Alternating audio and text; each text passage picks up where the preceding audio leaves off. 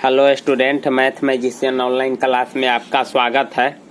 और आज हम आपको बता दें कि लाभ और हानि का बेसिक फार्मूला और बेसिक चीज़ की जानकारी हम आपको बताए हुए थे।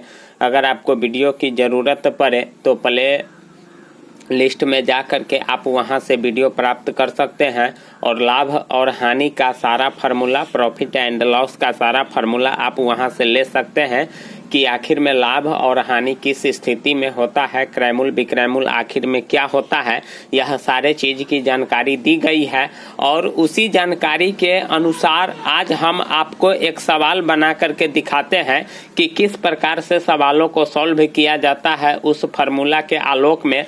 और आज आप इसी फार्मूला का यूज करके आज आपको हम सवाल बना करके दिखाते हैं कि आखिर में कैसे बनाया जाता है।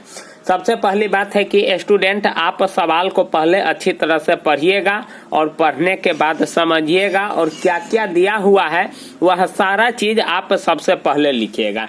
तो देखिए स्टूडेंट, हमारे पास एक सवाल है कि एक सोफा सेट 10% घाटा सहकर 8,100 रुपया में बेचा गया, उसे कितने रुपया में बेचा जाए कि 10% का लाभ हो। मतलब इसका मतलब हुआ कि सोफा सेट 10% घाटा सहकर 8,100 रुपया में बेच दिया, यानी 8,100 रुपया में बेच दिया। तो इसका मतलब है कि वहां मेरा विक्रय मूल्य हो गया 8,100 रुपया। तो सबसे पहली बात है कि हम यहाँ लिख लेते हैं विक्रय मूल्य। क्या लिख लेते हैं? विक्रय मूल्य। विक्रय मूल्य बराबर कितना दिया हुआ है? 8,100 रुपया। विक्रय मूल्य दिया हुआ है 8,100 रुपया, ठीक ना। और उसके बाद यहाँ जो घाटा का मतलब होता है, यहाँ हानि हो गया। घाटा को यहाँ स्टूडेंट हानि कहते हैं। तो हानि कितना है? 10% है। तो हानि जब 10% यहाँ है और विक्रय मूल्य 8,100 रुपया है, तो सबसे पहले हम क्रय मूल्य निकाल लेते हैं कि आखिर में हम वह सामान खरीदे हुए थे कितना में। तो क्रय मूल्य हम निकाल लेते हैं। तो क्रय मूल्य निकालने का हम एगो फार्मूला दिए हुए थे, आप पहले के वीडियो को देख लीजिएगा पार्ट 1 का, तो आपको सारा चीज समझ में आ जाएगा कि क्रय मूल्य और विक्रय मूल्य आखिर में क्या होता है। तो क्रय मूल्य बराबर हम फार्मूला दिए हुए थे विक्रय मूल्य। विक्रय मूल्य बट्टे, अब देखिए स्टूडेंट, यहाँ हानि का बात हो रहा है तो यहाँ हम 1 - R/100 वाला फार्मूला लगाएंगे। अगर लाभ वाला बात होता तो हम प्लस वाला फार्मूला लगाते। तो विक्रय मूल्य है मेरा 8,100 बट्टा 1 - R है मेरा 10/100। अब हम इसको हल करते हैं। तो अगर स्टूडेंट, अगर आपको हल करने में परेशानी होगी तो आप हमें कमेंट कीजिएगा। इस प्रकार के बेसिक चीज को हल करने का तरीका हम आपको बताएंगे कि आखिर में किस प्रकार से हल किया जाता है। और यहाँ भी हम थोड़ा जिक्र कर देते हैं। सबसे पहले देखिए, इसको हम बड़ा बटा मानते हैं, ठीक है, और इसको हम बटा पर के घटाव करते हैं। तो बटा पर के घटाव किस प्रकार से करते हैं? तो यहाँ देखिए, यह कट जाने वाला है तो ऊपर नीचे आप काट सकते हैं, तिरछा तो नहीं काट सकते हैं क्योंकि गुना तो है नहीं।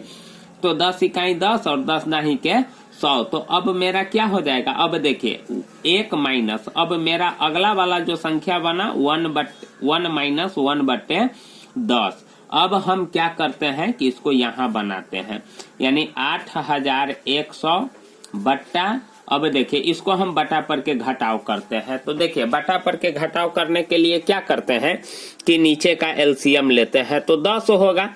अब इसके नीचे 1 है तो 1 और 10 का एलसीएम 10 होगा। 1 से 10 में भाग देंगे तो 10 मर्तबे कटेगा और 10 से 1 में गुना करेंगे तो कितना होगा? 10 - 1। अब देखिए 8,100 बट्टा 1 गुना 10 बट्टा, अब देखिए 10 में से 1 जाएगा तो कितना हो जाएगा? 9 हो जाएगा। यानी नीचे वाला जो भिन्न था वह उलट गया है, 10 ऊपर चला गया है और 10 में से 1 जाएगा तो कितना हो गया? 9। अब देखिए 9 से 9 नमा 81। अब 9 पर कै गो जीरो हो जाएगा?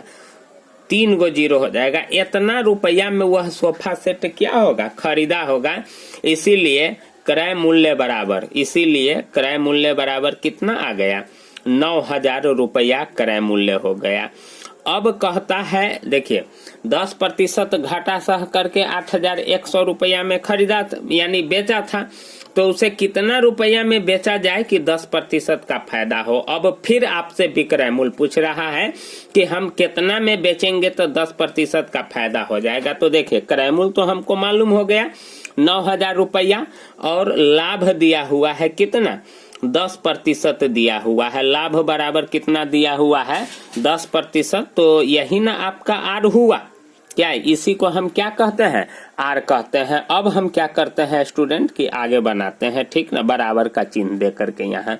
अब देखिए क्रय मूल्य हमको मालूम है, लाभ हमको मालूम है, तो हम क्या निकाल देंगे विक्रय मूल्य निकाल देंगे। क्या निकाल देंगे विक्रय मूल्य निकाल देंगे। तो विक्रय मूल्य बराबर हम फॉर्मूला आपको दिए हुए थे, क्या दिए हुए थे क्रय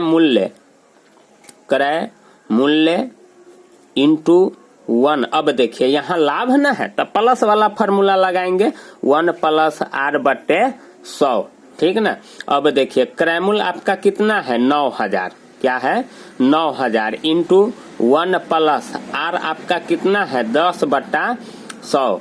अब देखिए 10 इकाई 10 और 10 दाही के 100 कट गया, ऊपर नीचा हम काट सकते हैं। अब देखिए 9,000 से तो इसमें गुना होगा क्योंकि 9,000 और कोष्ठ के बीच में कोई चिन्ह नहीं है। और इसको हम बोले थे कि किस प्रकार से जोड़ करते हैं, तो जिस प्रकार से हम पूर्णांक को तोड़ते हैं उसी प्रकार से जोड़ करते हैं। तो 10 इकाई 10 1 11/10, एगो 0 से एगो 0 खत्म हो गया और 11 9 99, और कैगो 0 बच गया। 0 वाला गुना तो ऐसा ही करते हैं कि पहले अंक में अंक से गुना कर लेते हैं और जैगो 0 होगा तो उतना 0 दे देते हैं। तो 11 9 99 और 2 0 था तो 2 0 दे दिए, इतना रुपया हो गया। इसीलिए विक्रय मूल्य बराबर कितना हो गया, अब विक्रय मूल्य बराबर हो गया 9,900 रुपया में अगर वह बेचेगा ना तो उसको 10% का क्या होगा फायदा होगा। तो इस प्रकार से स्टूडेंट सवाल को पहले पढ़ करके अच्छी तरह से समझा जाता है और सवाल जैसे जैसे कह रहा है उस प्रकार से हम सॉल्व करते जाते हैं। इसीलिए स्टूडेंट अगर आपको कोई भी दिक्कत होगी, कोई भी परेशानी होगी तो आप जरूर कमेंट कीजिएगा, लेकिन स्टूडेंट चैनल को भी सब्सक्राइब कीजिएगा, लाइक कीजिएगा, और जब सब्सक्राइब लाइक कीजिएगा तो हमारा भी मनोबल बढ़ेगा।